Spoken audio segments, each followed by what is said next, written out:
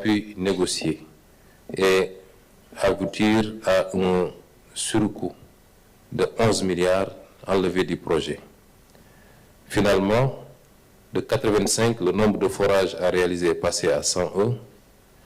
Des localités comme les îles du Saloum, les îles de la Casamance, le département de Médina Yoro Foulah, le Ferlo et Kédougou vont ainsi voir leur dotation augmenter.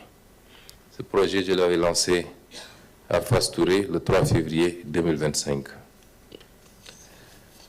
C'est entre autres un certain nombre d'axes de renégociation que nous avons pu emprunter sur les 18 derniers mois, le comité, mais également toutes les autres initiatives et qui ont permis aujourd'hui aux Sénégalais, au Sénégal, d'engranger énormément d'économies et de gains sur des contrats qui ont été très mal libellés, de pouvoir asseoir une nouvelle politique en termes de contractualisation pour être sûr que chaque centime du contribuable sénégalais a été bien utilisé, mais surtout de pouvoir redéfinir, surtout dans le secteur des industries extractives, dans le secteur du phosphate et dans le secteur du pétrole, de faire de ces ressources des leviers de notre développement avant tout, et de sortir de cette logique qui consiste à exporter toujours et encore de la matière brute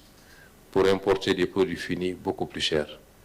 Je m'avais donné à monsieur le ministre des télécommunications de soins sur les points relatifs à ces renégociations d'apporter quelques clarifications également. Monsieur Sall.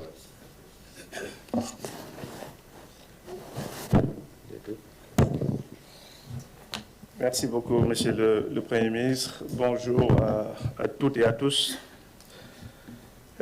Moi, je voudrais juste axer mon intervention par rapport à l'évolution des redevances, comme Monsieur le Premier ministre l'a dit. Dès que nous sommes arrivés à la tête du ministère en charge du numérique en 2024, nous avions fait un constat, comme ça a été fait dans l'ensemble des secteurs d'activité dans notre pays,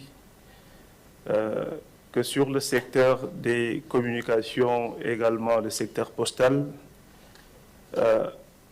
il y avait une évolution des redevances qui était restée dans les années 60, je dirais, qui n'ont pas connu une évolution, et qui avait permis à des entreprises qui opèrent dans notre pays de gagner énormément d'argent sans que l'évolution de cette redevance ne puisse suivre.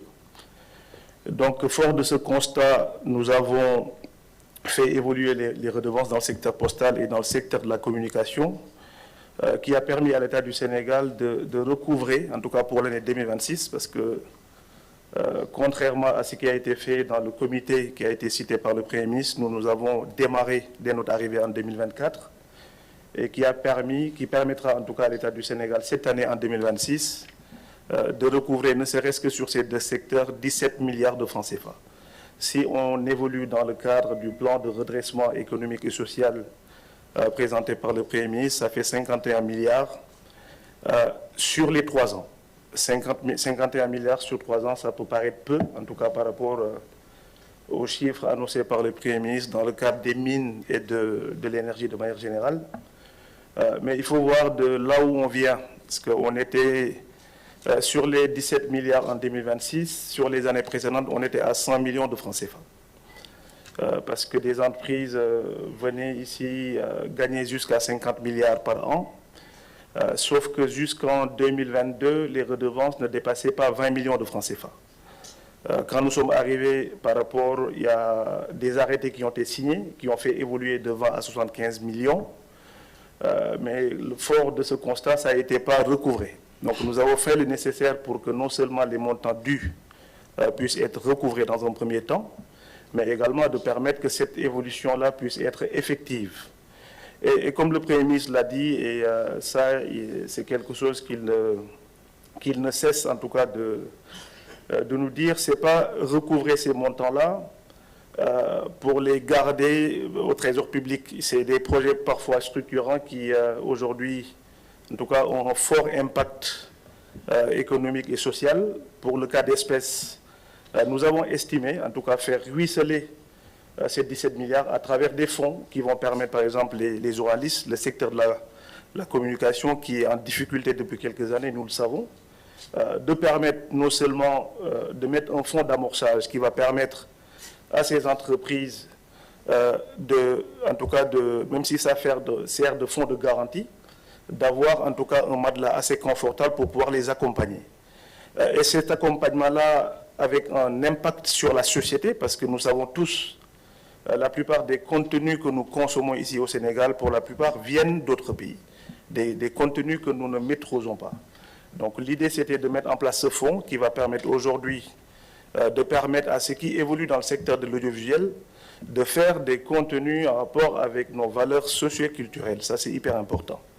Et ça va permettre demain de reprendre, en tout cas sur les aspects communicationnels, avec l'avènement des réseaux sociaux, sur cet aspect-là, de pouvoir aujourd'hui permettre aux entreprises sénégalaises, le secteur privé sénégalais qui évolue dans le secteur de la communication et le secteur postal, de bénéficier de fonds qui vont permettre demain de produire des contenus sénégalais, et des contenus en tout cas en rapport avec nos valeurs, et ça c'est important.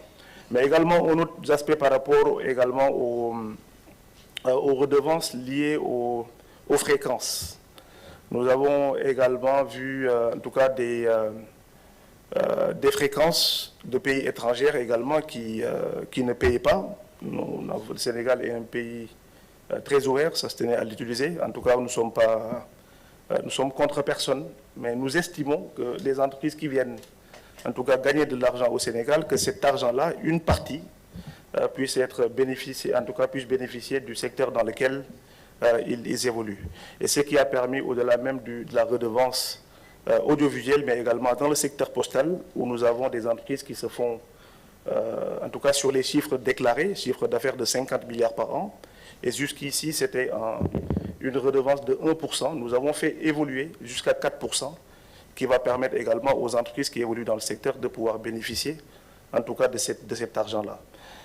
Sur le secteur des télécoms, Monsieur le Premier ministre l'a dit, il y a des négociations parce que, comme vous le savez, les contrats de concession pour des opérateurs globaux plus les technologies, parce que comme vous le savez, nous sommes en perpétuelle évolution et que par rapport aux dispositions réglementaires et légales, ces contrats-là, quand ils arrivent à terme, font l'objet de négociations avec aujourd'hui des montants qui évoluent. Et nous avons estimé, en tout cas sur la période 2025-2028, ne serait-ce que sur cet aspect-là, 60 milliards que nous allons recouvrer d'ici là avec les négociations qui sont en cours. Je ne vais pas m'attarder, en tout cas sur les entreprises concernées, tant que ce n'est pas signé.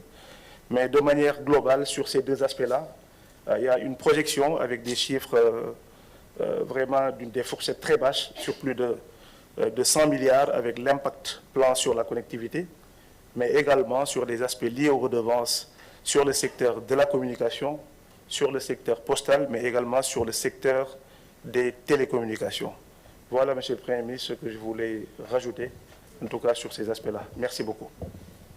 Merci, Monsieur le ministre des Télécommunications. Je vais donner la parole à Monsieur le ministre des Mines, de l'Énergie et du Pétrole.